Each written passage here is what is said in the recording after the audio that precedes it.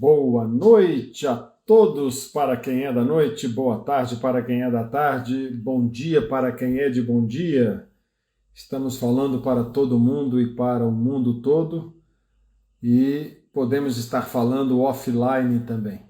Então vamos iniciar mais uma live, a live de hoje sobre reclamação. Há um site muito famoso chamado Reclame Aqui e hoje nós vamos tratar deste assunto. Tem gente que tem vontade de fazer um site dizendo não reclame aqui, reclame no aqui, né, se você quiser reclamar. Então você é daqueles que reclamam? Você gosta de pessoas que vivem reclamando da vida? Vamos investigar hoje se a reclamação é algo que é possível de ser trabalhado por você ou pelas pessoas que estão ao seu lado. Por que as pessoas reclamam? Vamos ver nesta live que está relacionado com a maneira como a pessoa lida com as adversidades. Como fazer diante de algo que nos incomoda, né? Como evitar a reclamação e o que fazer diante da reclamação. A abordagem da reclamação é uma abordagem filosófica. E por abordagem filosófica eu entendo uma reflexão. Não é? Tem gente que só reclama, né, Marcelo? É verdade, já está aí participando aqui, vou acenar para você. Né? Grande primo. Bom, por que nós reclamamos? Nós reclamamos porque nós somos naturalmente vítimas de adversidades. A vida não é graciosa, a vida não facilita para nós. Alexandre, tudo bom? Prazer ter você aí. Hoje caiu um pé d'água aqui em Belo Horizonte por volta de 6 horas. Muita gente reclamou da chuva. Às vezes o calor está demasiado. Ai, que calor, não estou aguentando o calor. Que calor, Leonor. As pessoas reclamam do calor, do voo que atrasa, da chuva persistente, de uma gripe que derruba, de uma dor no cotovelo, de uma tosse que não passa. Quer dizer, todos nós vivemos adversidades. E a reclamação pode muitas vezes ser um hábito, tanto nosso quanto de quem convive conosco. Qual que é a saída? Hoje uma pessoa me disse que o tema dessa live deveria se chamar não reclamação, mas aceita que dói menos. E é uma verdade. Eu comentei com uma colega o tema da live e ela falou, aceita que dói menos. Aceitar o inevitável. Isso é uma das fontes para lidar com a reclamação. Se é inevitável, não nos resta outra alternativa a não ser aceitar. Se está chovendo, é inevitável, eu não consigo fazer assim e a chuva parar. Se o trânsito está ruim, é inevitável. Se eu adoeci, é inevitável. Então é preciso tolerar as adversidades, porque elas não podem ser evitadas. É tão óbvio, né? Assim, parece evidente. Né? Os males que vêm com a vida devem ser aceitos. Não há o que a gente possa fazer. Então, o exercício da razão é o exercício da aceitação de que eu não posso fazer nada, então deixe eu aceitar. Reclamar não vai adiantar. Eu não preciso, não confundam aceitação com aprovação. Eu posso não concordar, eu posso desaprovar, mas eu tenho que aceitar. Esse é o primeiro aspecto. O outro aspecto é evitar a culpa. Culpar e culpar-se ou culpar o outro não é uma atitude razoável diante de um problema. Você culpa o outro por aquela adversidade, você se culpa por uma adversidade, isso também não vai fazer com que aquele mal, aquele incômodo, deixe de existir. Eu li uma frase muito legal do Epiteto, um autor de 2000 anos atrás, né, um estoico, em que ele disse aqui, assim, não culpar, ele fala assim, culpar o outro é gesto de quem é mal instruído. Culpar-se é gesto de quem começou a ser instruído. Não culpar ao outro nem a si é gesto daquele cuja instrução é completa. Achei sensacional a frase, porque se eu estou bem informado, para que eu vou culpar o outro de um determinado incômodo? Então, a reclamação, em última análise, é a dificuldade de aceitar a adversidade. E a aceitação é o ponto de partida para que você tome providências diante daquilo que te incomoda. Então, o primeiro passo é aceitar. Em última análise, a reclamação é uma dificuldade de aceitar a realidade. A realidade é aquela. Você só consegue transformar a realidade se você a aceita. Quando você não aceitá-la e apenas se queixar da realidade, ela vai continuar ali. Antes de eu começar a nossa live de hoje, eu estava lendo os meus e-mails, eu recebi um e-mail da comunidade da Savassi, de alguns edifícios de moradores da Savassi, que estão se organizando com um abaixo-assinado para encaminhar ao Ministério Público para que haja uma certa ordem, né, nos batuques de sábado e domingo, nas festas aqui dos bares da região. Né? De fato, são muitos e muitos decibéis além. O primeiro passo para que haja uma reclamação formal para que as regras do bem comum prevaleçam sobre a desobediência às regras, eu aceitar que as regras estão sendo desobedecidas.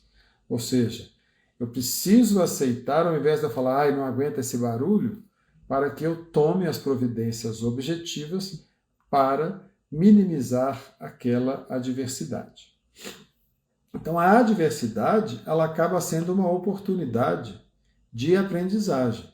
Porque se há algo que me incomoda e eu aceito, eu vou trabalhar para eliminar aquela fonte de incômodo, para eu eliminar aquela adversidade. Senso comum que nós somos muito mais fortes naquilo que nós exercitamos. Quanto mais a gente repete e exercita, mais forte a gente é. Então, diante de uma adversidade, a gente trabalhar a adversidade nos faz muito mais fortes. Então, a adversidade é uma fonte de treinamento. E reclamar não é trabalhar a adversidade. Reclamar é uma atitude só de quem se queixa, esperando que alguém resolva por nós.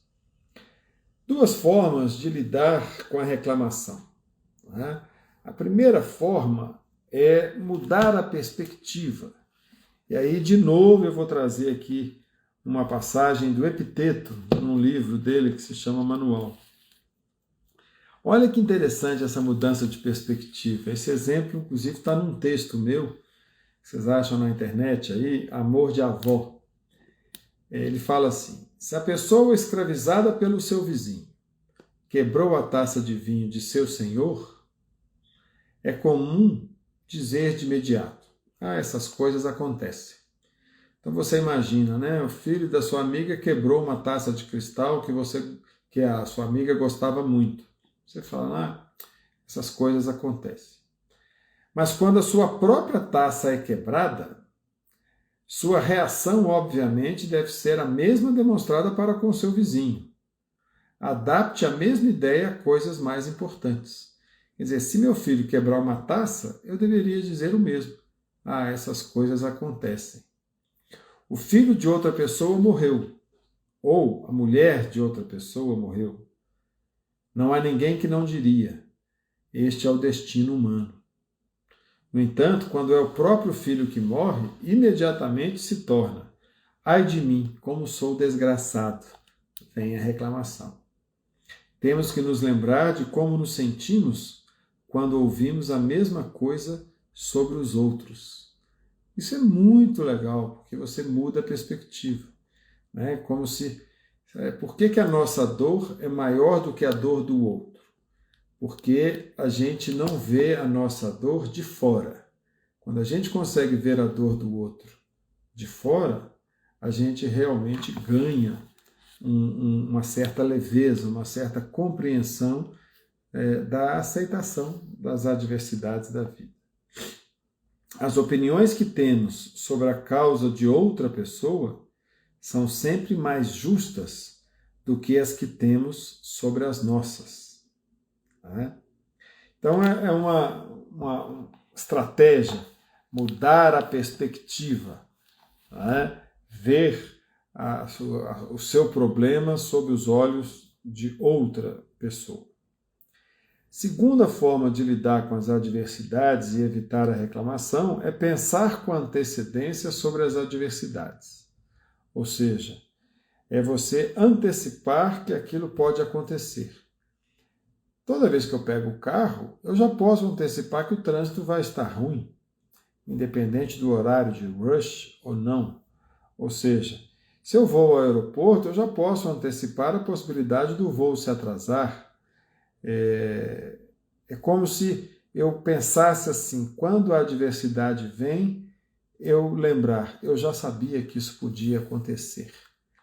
Há uma passagem também de um outro filósofo muito interessante, quando o filho morre, e ele pensa assim, eu sabia que ele era mortal.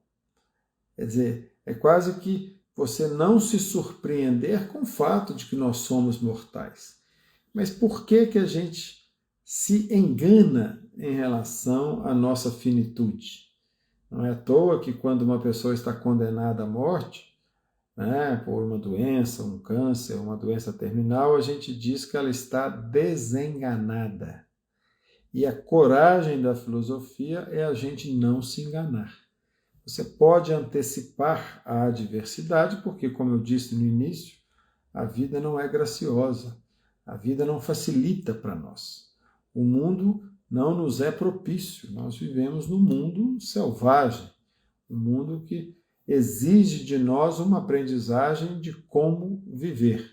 Como dizia o poeta, é preciso saber viver, é preciso aprender a viver.